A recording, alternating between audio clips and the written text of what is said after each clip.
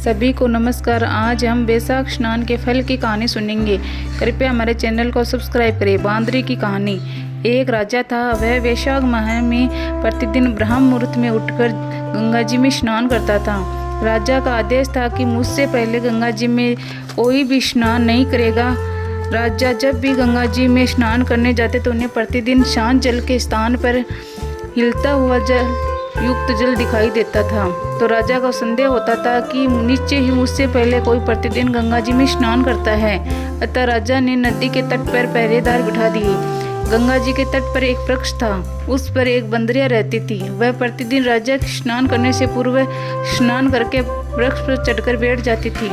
इस प्रकार होते होते पूरा वैशाख माह व्यतीत हो गया, किंतु अंतिम दिन राजा के सिपाही ने देख लिया और उस बंदरिया को पकड़कर राजा के पास ले गए और कहा कि ये बंदरिया आपसे पूरा प्रतिदिन गंगा जी में स्नान करती है।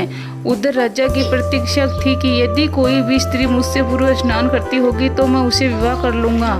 इसलिए राजा को बांदरी के साथ विवाह करना ही पड़ा। वैशाख स्नान के पुण्य से बंदरी के गर्भ ठहर गया। 9 मास पूर्ण होने पर बंदरी ने राजा से पूछा कि शिशु जन्म के समय मुझे क्या करना चाहिए। तब राजा ने महल में एक घंटी लगवा दी और बंदरी से कहा, जब तुम्हें दर्द हो तो ये बजा देना, मैं संपूर्ण प्रबंध कर दूंगा।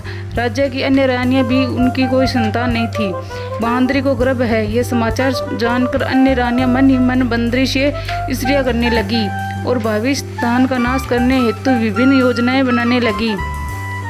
घंटी लगी देखकर एक रानी ने बंदरी से इसका कारण पूछा। बंदरी ने संपूर्ण वृत्तांत बता दिया। रानी ने बहकाया कि एक बार घंटी बजाकर तो देख ले कि राजा आते हैं या नहीं। बंदरी ने घंटी बजाई तो राजा दौड़े दौड़े महल में आई और घंटी बजाने का कारण पूछा। इस पर बंदरी ने उत्तर दिया कि मैंने तो रानियों के कहने पर घंटी बजाई थी। तब रानी ने राजा से कहा, यह तो पशु है और न जाने कितनी बार घंटी बजाएगी। इस बार प्रकार यह घर उन्होंने घंटी को हटवा दिया। कुछ दिनों बाद बंदरी के शिशु जन्म का समय आया तो उसने अन्य रानियों से पूछा कि मैं क्या करूं। तब रानी ने कहा कि तुम आंखों पर पट्टी बांधकर सो जाओ। बंदरी के वैशाख माह के स्नान के पुण्य प्रताप के रूप में एक सुंदर पुत्र हुआ। शिशु के जन्म होते ही उसके रोने से पूर्व ही रानी ने उसे एक टोकरी में रख दी दासी को दे दिया और आदेश दिया कि इसे नदी में बहाकर आओ और इस शिशु के स्थान पर एक पत्थर रख दिया। राजा को कहलवा दिया कि बंदरी ने एक पत्थर को जन्म दिया है। राजा ने सुना तो उन्होंने भी संतोष कर लिया कि जब दूसरी रानियों के संतान नहीं है तो ये बंदरी इसकी क्या संतान होगी।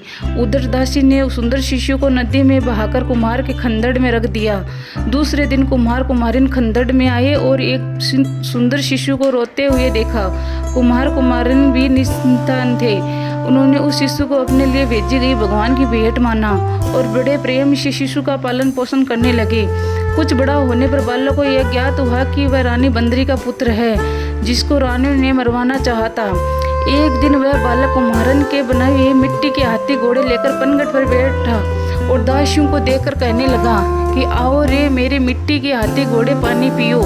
जब दासियों ने बात सुनी तो वह हंसने लगी और बोली, अरे मूर्ख, कभी मिट्टी के हाथी घोड़े भी पानी पीते हैं क्या। इस पर उस बालक ने कहा कि कभी बंदरी के भी पुत्र जन्म लेता है क्या। उस बालक की ये बात दासियों ने जाकर महल में कही। तब रानी ने दूसरे दिन विष मिलाकर लड्डू भेज दिए। ईश्वर की कृपा से लड्डू गोंद और बादाम के हो गए और उन लड्डुओं को खाने से लड़के की मृत्यु नहीं हुई। यह समाचार दासी ने रानी को कहा। रानी ने राजा से कहकर कुमार को देश निकाला दिलवा दिया। कुमार वन में रहने लगा। तत्पश्चात अगले वर्ष चैत्र माह में माता गणगौर के पूजन का दिन आया तो वह बंदरी का पुत्र 108 करवे और 108 गोली लेकर तथा घड़े में पानी भरकर बगीचे के बाहर बैठ गया। उधर राजा की और साहूकार की पुत्रियां गणगौर बनाने के लिए मिट्टी लेने के लिए आई तथा बगीचे में खेलने और झूलने लगी। इस कारण कुछ समय बाद उन्हें प्यास लगी। तब उन्होंने उस बंदर के पुत्री से जल पिलाने के लिए कहा तो उस बालक ने उत्तर दिया कि मेरे पास एक गोली है, उसे खाते जाओ और मेरी चारों ओर फैली लगाती जाओ, तब मैं तुम्हें जल पिलाऊंगा। इस पर पहले तो कन्याओं ने मना किया किंतु प्यास तीव्र होने के कारण मान गई। इस प्रकार गोली खाने और युवक के साथ फेरे लेने से वह गर्भवती हो गई। बाद में जब उनके माता पिता को यह ज्ञात हुआ तो वह सभी कुम्हार के पास और संपूर्ण वृत्तांत सुनाया तथा कहा कि तेरे पुत्र ने विवाह किया है, अब तुम्हें इन्हें अपने पास रखना होगा। तब कुम्हार ने निर्धन होने के कारण असमर्थता व्यक्त की। 2 कन्याओं के माता पिता ने बहुत सारा धन देकर अपनी कन्याओं को कुम्हार के घर विदा किया और कुम्हार के घर 108 बहुएं आ गई और कालांतर में उनके 108 भी पोते हो गए। कुम्हार ने समस्त नगरी को भोजन हेतु निमंत्रण भेज दिया और राजा को बुलवा दिया। राजा के यहाँ से रानी बंदरी के अंतरिक्ष सब भोजन हेतु पधारे। तब राजकुमार राजा की आज्ञा लेकर बंदरी को लेने रथ पाल के लेकर गया और लाका सभा में उससे सबसे ऊंचे स्वर्ण आसन में बिठाया।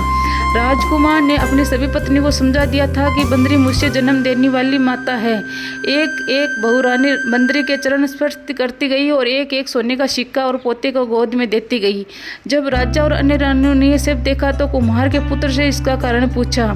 रानी को तो संदेश होने लगा कि अवश्य ही बंदरी का पुत्र है, इसलिए रानी को रूठ कर राजा को कहने लगी कि कुम्हार के पुत्र ने हमारा अपमान किया है और बंदरी का सम्मान किया है, अतः हम लौट कर जा रही हैं। इधर राजा को पुत्र के जन्म का संपूर्ण रहस्य ज्ञात हो गया था, इसलिए उन्होंने रानी को संदेश निकाला दिया और अपने सभी पुत्रों को लेकर महल में आया और राजकुमार का राज तिलक हुआ। कुम्हार कुमारिन को राजकुमार ने महल में रहने के लिए निवेदन किया, किंतु वह नहीं मानी। जब राजा ने उन्हें ढेर सारा धन दिया।